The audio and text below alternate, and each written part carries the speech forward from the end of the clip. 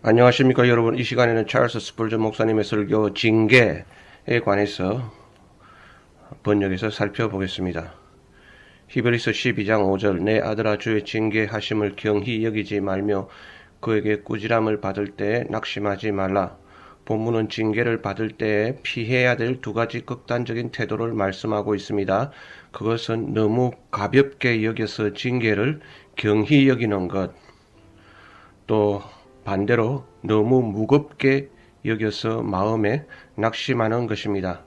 그래서 본문은 주의 징계하심을 경히 여기지도 말고 낙심하지도 말라고 권면하는 것입니다. 서론으로 사실 징계나 형벌은 외적 현상은 똑같습니다. 둘 다 하나님께 맞아서 아프고 깨지고 힘들다는 점에서는 징계나 형벌이 똑같습니다. 그럼 차이점은 뭐냐면 징계는 하나님의 자녀들이 범죄할 때 하나님께 당하는 것으로서 그 목적은 언제나 때려서 잘되게 하는 데 있습니다.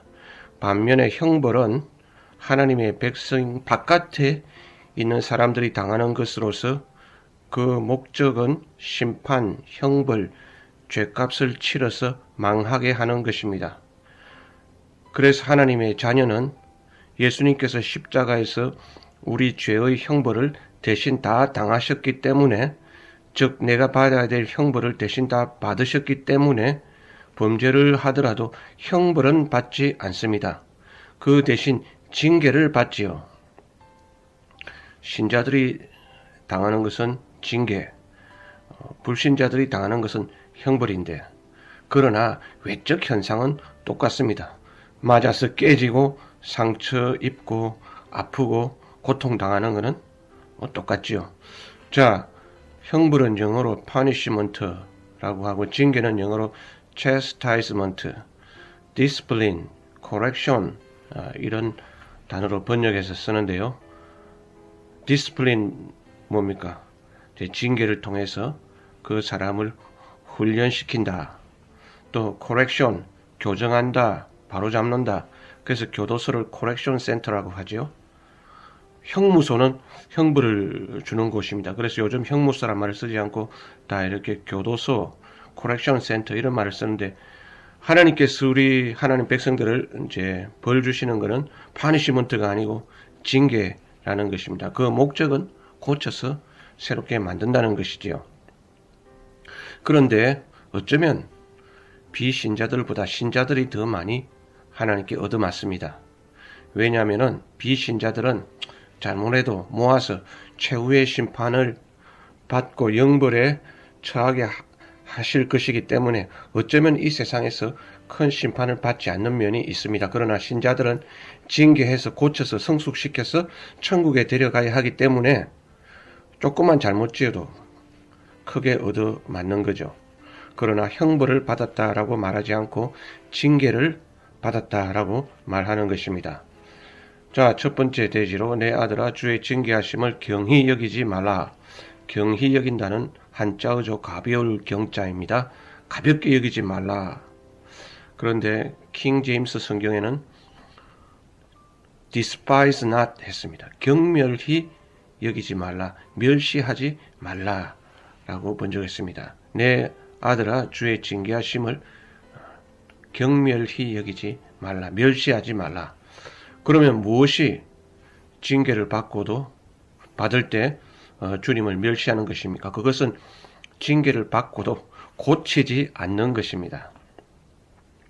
징계를 주면 고쳐야 되는데, 다시는 그러한 잘못을 저지르지 말아야 되는데, 하나님을 경외함이 부족한 신자 또는 주님을 멸시하는 신자는 징계를 받고도 버젓이 그 죄를 다시 행하게 되는 것입니다. 한번 생각해 보십시다. 직장 상사나 집에서 부모님이 엄히 꾸짖고 야단을 쳤는데도 그 다음날 보니까 또 똑같은 잘못을 저지르고 있습니다. 그때 제 직장 상사 마음에는 이런 마음이 드는 거죠. 아, 이 친구가 나를 멸시하는구나. 그래서 우리가 본의 아니게 하나님께 징계를 받고도 그 죄를 다시 범할 적에는 하나님의 징계를 멸시하는 태도를 보이게 된다는 것입니다. 본문의 히브리서 12장 5절에 주의 징계하심을 경히 여기지 말라, 멸시하지 말라고 가르치고 있습니다. 자, 그래서 우리가 멸시하면 결과는 뻔하지요. 하나님은 점점 더 큰 매를 드시게 됩니다. 그래서 작은 매를 맞았을 때 그게 하나님의 징계임을 빨리 깨닫고 즉시 돌이키는 사람은 하나님을 경외하는 신자이고요. 이 하나님께서 징계를 하시는 목적은 그의 거룩하심에 참여케 하시려고 우리를 징계하시는데, 그 목적을 빨리 깨닫고 빨리 이렇게 돌이켜야 되는데, 완악하고 강팍한 성도들은 징계를 받아도 끄떡없고 목이 곧게 계속 자기 잘못을 반복하는 그러한 경우도 있습니다. 이스라엘이 바벨론의 포로로 잡혀가기 전에도 하루아침에 주님이 화가 폭발하셔서 히스테리컬하게 그냥 포로로 보내신 것이 아니라요, 수십 년 전부터 예언자를 통해 경고하셨고, 예레미야만 해도 40년간 예언 활동을 했는데 결국 40년 전부터 하나님은 경고하셨다는 뜻입니다. 그리고 완전히 망한 것이 주전 586년인데 그 중에 1차 포로가 605년이에요. 그 20년 전부터 1차 포로 한번 맛보기로 보여주시고, 또 10년이 지나서 주전 597년에 2차 포로를 통해서 또 한 번 더 맛보기로 보여주시고, 그래도 회개치 않을 적에 결국에는 가장 센 매를 맞았던 것입니다. 그래서 바벨론 포로를 다녀온 이스라엘은 그 이후로 절대 우상 숭배를 하지 않고 있으며 심지어 지금까지도 하지 않고 있다고 합니다. 아이들이 난로가에 가다가 자꾸 엄마가 가지 마라 그래도 계속 가게 되지요. 엄마를 비웃듯이 합니다. 그러다가 한번 손을 세게 한번 대면은 가라 해도 절대 안 가게 되듯이 이스라엘이 바벨론의 포로를 다녀온 이후로 그렇게 되었다는 것입니다. 우리가 징계를 받을 적에, 하나님으로부터 작은 징계를 받을 적에 그것을 멸시하면은 하나님께서 진노를 사게 된다는 거죠. 하나님의 진노는 하나님의 분노보다 더 큰 걸 진노라 그럽니다. 하나님이 이제 화가 폭발하시면 끝장이 나는데, 오늘날 우리도 그럴 수 있다는 뜻이죠. 물론 진노 후에도 하나님께서는 그들을 돌이키시고 회복해 하시고 그들을 사랑하신다는 내용이 예레미야서 애가에 또 나오지만, 어쨌든 우리는 하나님의 징계를 받을 적에 멸시하지 말아야 한다는 것입니다. 하나님의 징계를 멸시해서 그 죄를 다시 또 지으면 안 된다는 것입니다. 엘리 제사장은 하나님의 어린 사무엘을 보내서 엘리의 가문을 심하게 징계하실 것을 예언하셨습니다. 다만 처음에는 말로써 이렇게 징계하신 것이지요. 진짜 매를 대신 것은 아직 아니었습니다. 그래도 엘리는 자기 자녀들의 잘못을 막지 않았습니다. 자기 자녀들이 계속 범죄하도록 내버려 둠으로써 하나님의 징계를 멸시한 태도가 된 것이죠. 그렇게 성경에는 안 나와 있지만 그 중간에 또 몇 번 이렇게 하나님께서 징계를 하셨겠죠. 그래도 돌이켜지지 않자 하나님께서 마지막 엄한 징계를 내리셨는데, 한날에 그의 자녀들이 전장에 나가서 목숨을 잃고 그 소식을 들은 엘리 자기 자신도 의자에서 넘어져서 목이 부러져 죽은 것입니다. 만약에 처음 말로서 경고를 받았을 적에 또는 가벼운 징계를 받았을 적에 하나님의 그 징계를 멸시치 아니하고 그걸 듣고 돌이켰더라면 아마 엘리와 그의 자녀들이 변화되어 새 사람이 될 수도 있었을 터인데, 물론 그러한 재앙이 자기 가정에 닥치지도 않았을 텐데 그랬으면 얼마나 좋았을까요? 하나님은 우리를 그의 거룩함에 참여케 하시려고 징계하십니다. 오직 하나님은 우리의 유익을 위하여 그의 거룩하심에 참여케 하시느니라. 이런 주님의 목적을 이해하지 못하면 자기가 매를 맞으면서도 자기가 뭘 고쳐야 되는지 깨닫지 못하는 사람도 있습니다. 우리는 소경이 되거나 기머거리가 되어서는 안 되겠습니다. 여러분, 나는 참 이때까지 살아오면서 엄청난 고난을 겪었다라고 말씀하시는 분들이 있는데요. 솔직하게 한번 돌이켜 보십시다. 그 중에 절반은 안 겪어도 되는 고난이었습니다. 근데 왜 그렇게 많은 고난을 겪었느냐? 하나님이 처음에 말로서 경고하시고 또 작은 징계를 보내시고 또 그보다 좀 더 큰 징계를 보내시고 이렇게 하실 적에 그걸 빨리 깨닫고 알아듣고 회개하고 돌이켜서 주님의 거룩하심에 참여했더라면 지금까지 자기가 살아오면서 겪은 모든 인생 고난의 절반은 절반이 아니라 한 80%까지 될 거예요. 아마. 안 겪어도 됐을 고난을 우리가 하나님의 징계를 경히 여기고 그것을 멸시하다가 결국은 엄한 고난, 아주 무서운 징계를 받았다는 것입니다. 심지어 이스라엘 백성들처럼 바벨론 포로로 잡혀갈 수도 있었고 더 심한 경우는 하나님 이제 사망으로 데려가시는 거죠. 그래서 고린도전서 5장 5절에 들은 말씀이 나오죠. 그의 육신은 멸하고 영혼은 구원을 얻게 하려 함이라. 하나님께서 계속 범죄하는 사람은 그냥 데려가시는 겁니다. 왜? 놔두면 더 계속 죄를 지어가지고 그 영혼까지 이제 지옥에 갈 수 있으니까 영혼이라도 구원하시기 위해서 중간에 그의 생명을 데려가시는 거죠. 자, 이제 우리의 남은 인생도 마찬가지입니다. 앞으로도 더 무거운 하나님의 징계를 겪을 사람이 있을 것이고 가벼운 징계를 겪을 사람도 있을 것입니다. 그것은 내가 주님의 징계를 가볍게 여기나 그것을 멸시하지는 않느냐 거기에 달려 있습니다.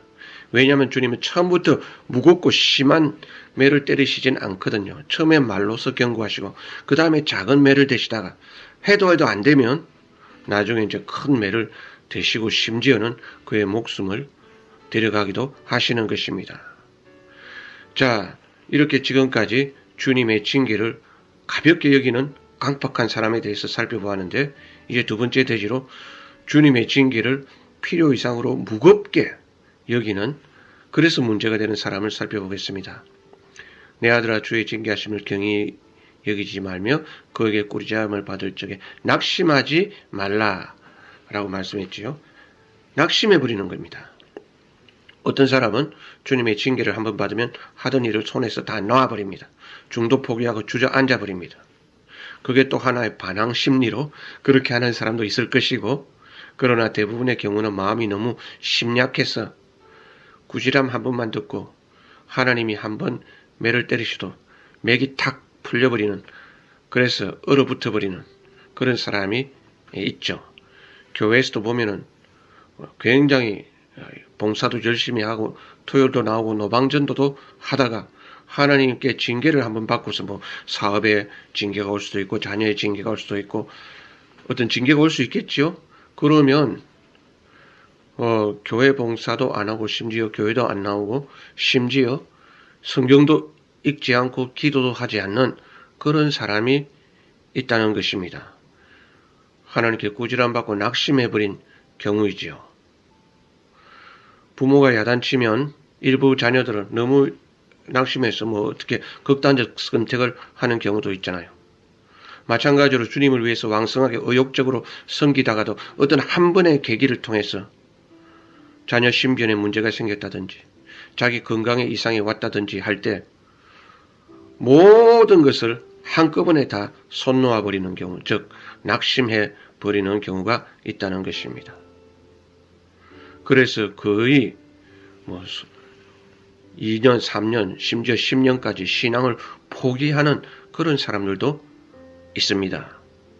그래서 본문은 말씀하시는 것입니다. 그에게 꾸지람을 받을 때 낙심하지 말라.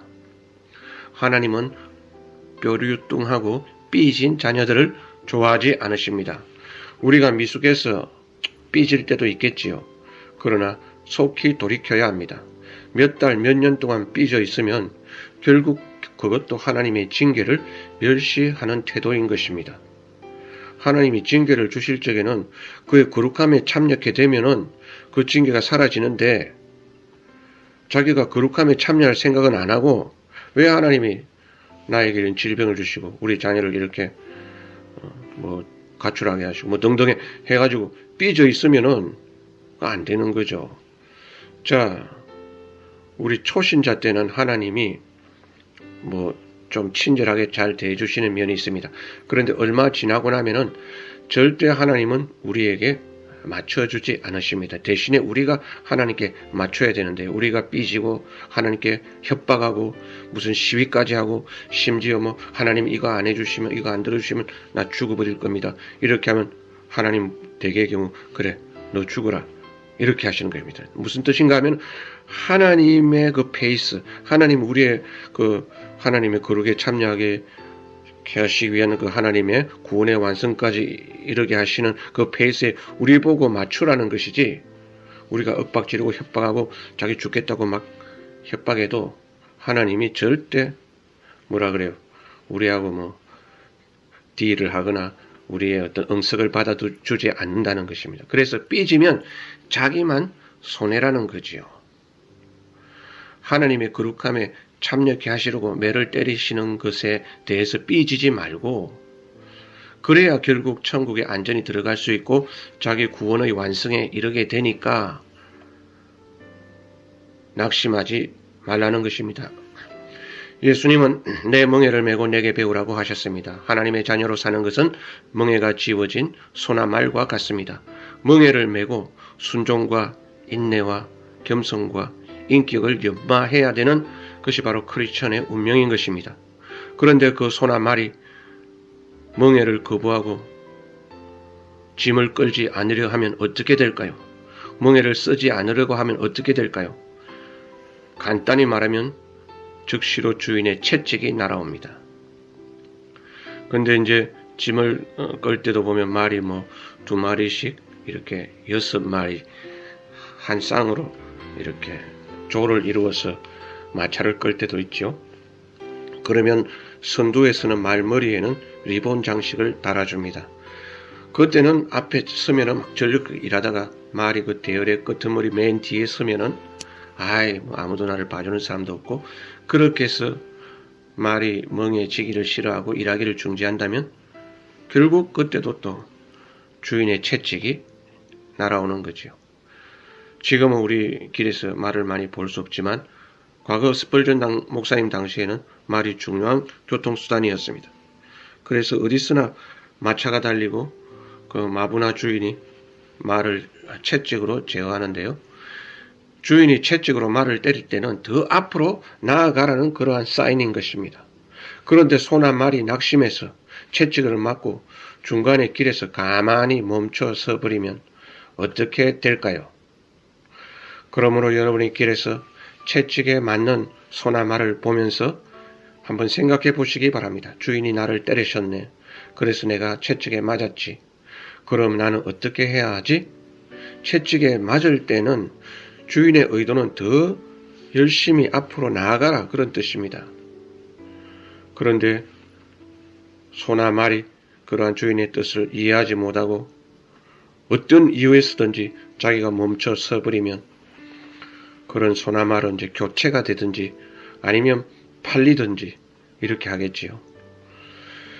그런데 매일 우리의 삶에는 징계에서 오는 고난도 있지만 십자가를 지는 데서 오는 고난도 있습니다. 우리 믿음의 조상들은 자기 삶에 고난이 생길 때 그것을 주님의 십자가에 자기가 동참하는 영광으로 여겼습니다. 자기가 고난을 받으면 오히려 기뻐했다는 거예요. 쉽게 말하면 성 프란시스 이런 사람들이 그랬죠. 왜냐하면 내같이 미천한 것이 예수님의 그 십자가의 고난에 내가 초대되었구나. 성경 말씀에도 이런 말씀이 나옵니다. 베드로전서에 보면은 4장 13절에 오직 너희가 그리스도의 고난에 참여하는 것으로 즐거워하라. 그래서 우리가 이제 삶에 여러 가지 고난이 오는 게 2가지 이유라는 것입니다. 첫 번째는 징계에 의해서 고난이 올 수도 있고, 두 번째는 그리스도의 고난에, 십자가의 고난에 동참케 하려는 그러한 고난이 있다는 것이죠. 어쨌거나 우리가 하나님 나라에 들어가려면 많은 환난을 겪어야 하는 것입니다. 사도행전 14장 22절 사도 바울이 제자들의 마음을 굳게 하여 이 믿음에 거하라 권하고, 또 우리가 하나님 나라에 들어가려면 많은 환난을 겪어야 할 것이라 하고, 여기 사도 바울이 하나님 나라에 들어가면 많은 환난을 겪어야 할 것이라 누구에게 말했습니까? 새 신자들이에요. 이고니온, 루스드라, 안디옥에 있는 새 신자들에게 예수 믿는다는 게 뭐냐? 많은 환난을 겪는 것이다. 그래야 하나님 나라에 들어간다.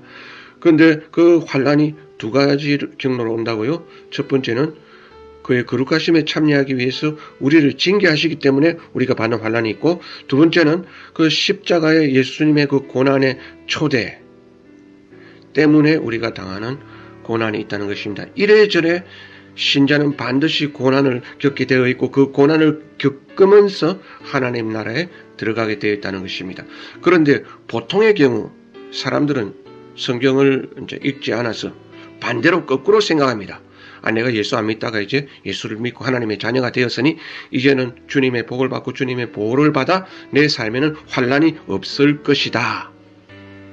이렇게 거꾸로 안일하게 생각하기 때문에 극심한 환난을 만나게 될 적에 낙심하게 되기 쉽다는 것이지요. 그래서 신앙생활을 중단하는 사람이 생기기도 합니다. 이럴 줄 몰랐다는 거죠. 욱석의 말로 예수님은 그 계약서에 이런 내용을 써주시지 않았다고 합니다. 너희가 나를 따라오면 이렇게 많은 고난을 겪을 것이다. 세부 항목으로 이런 고난의 내용을 말씀하지 않고 그냥 믿으라 그랬는데, 사실 이제 신앙생활을 시작하면은 하나님 나라에 들어가려면 많은 고난을 겪게 된다는 것이죠. 그래서 우리는 우리 삶에 많은 환난이 닥칠 적에 혼란스러워해서는 안 되는 것입니다. 그래서 이제 하나님 목적이 두 가지구나. 그래서 거룩함에 참여케 하시든지, 그래서 징계에서 오는 고난을 받든지, 아니면 나를 대단히 이제 신앙이 성숙한 자로 여겨서 그리스도의 고난에 동참하게 하시든지, 그 둘 중에 하나이고 뭐 둘 다 오는 경우도 있겠지요. 그래서 스펄전 목사님은 말씀하기를, 환난은 당신이 하나님의 자녀가 아니라는 증거가 아니라 그것보다 더욱 당신이 하나님의 자녀라는 증거이다. 믿음이 연약한 사람은 환난을 당하다 보면 내가 하나님의 자녀가 아닌가 봐. 내 믿음이 나이롱이라서 내가 이런 환난을 당하는구나. 그게 아니라는 거예요. 반대로 오히려 왜 본문에 이렇게 말씀하고 있다는 것입니다. 하나님이 아들과 같이 너희를 대우하시나니 어찌 아비가 징계하지 않는 아들이 있으리요. 징계는 다 받는 것이 오늘 너희에게 없으면 사생자여 참 아들이 아니라.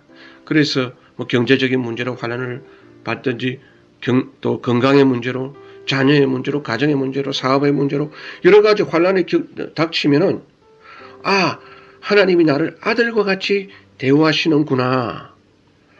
그의 거룩함에 참여하게 하시려고 나에게 이렇게 환난을 주시는구나.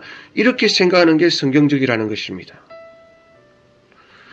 자, 그런데 이제 신자들이 이러한 고난을 당할 때 낙심하는 진짜 이유는 3주만 지나면 그칠 줄 알았는데 그게 계속되고, 석 달만 지나면 그칠 줄 알았는데 또 계속되고, 여호와는 나의 목자시니 이렇게 사망의 음침한 골짜기를 지날지라도, 그런 구절이 성경에 많이 나오잖아요. 또 그렇게 버티고 버텨서 3년 지나면 그래도 이제 그칠 줄 알았는데 고난이 계속될 적에 사람들은 낙심하게 되는 것입니다. 자, 징계는 두 가지 이유와 목적이 있다고 그랬습니다. 첫 번째는 그의 거룩함에 참여하시기 위한 징계로서의 고난, 디스플린 또는 체스타이스먼트의 그런 의미의 고난은 내가 이제 징계를 받아서 거룩함에 이르러서 하나님이 교정하기 원하시는 그걸 내가 교정하면 반드시 끝나게 되어 있습니다. 그런데 내가 거룩하게 되었다 하더라도 자기 삶의 고난이 계속될 수 있는 거지요. 그건 그리스도의 십자가의 고난에 동참하게 하시는 것입니다. 베드로전서 4장 13절, 오직 너희가 그리스도의 고난에 참여하는 것으로 즐거워하라는 것입니다. 어떤 사람이 블루하우스나 화이트하우스 이런데 만찬에 초대되어 가면 대단히 자랑스러워하고, 그걸 또 막 남들에게 말하고 싶었어요. 입이 간질간질해서 견딜 수 없어 하고, 또 어떤 분은 뭐 거기서 전화만 한번 걸려와도 직접 한 것도 아니고 비서관이 한 건데도 막 내가 뭐 어디 저 화이트하우스에서 전화를 받았다고 아주 막 대단히 즐거워합니다. 만왕의 왕이신 주님께서 우리를 초대하시는데요. 어디로 초대하시는가 하면은 그리스도의 고난에 참여하는 것으로 초대하시는 것입니다. 좀 특별한 초대이지요. 이 초대는 아무에게나 하시는 초대가 아니고 아주 신앙이 성숙한 사람, 그걸 즐거움으로 여길 수 있는 사람들에게 초대하시는 것입니다. 왜 초대하시는가 하면은 예수님이 하나님 나라의 그 구원 사역을 이루실 적에 남을 포갑하거나 억압하거나 남들을 다 꼼짝 못하게 제압해서 그걸 이루시지 않고 대신에 죄인들을 위해서 자신이 고난을 받아 십자가를 지심으로써 인류의 구원을 이루셨고 오늘날도 마찬가지예요. 이 세상에 복음이 전파되어지고 있다. 누군가 고난을 받고 있다는 것입니다. 누군가 고난을 받고 십자가를 지고 어떤 길을 가기 때문에 오늘도 하나님 나라가 이루어지고 확장되어지는 것입니다. 거기에 하나님께서는 자기 자녀들을 초대하시기 때문에 그것을 너무 이렇게 불평불만하지 말고 즐거워하라 라고 이렇게 권면하는 것이죠. 그래서 이러한 즐거움을 가진 사람은 신앙이 아주 성숙한 분이 되십니다. 마치 우리가 화이트하우스에 뭐 전화나 그런 초대를 받은 것처럼 그보다 더 그러한 예수님의 십자가의 길로서의 초대를 자랑스러워하고 즐거워할 수 있는 그런 성숙한 신자들이 되시기를 바랍니다. 감사합니다.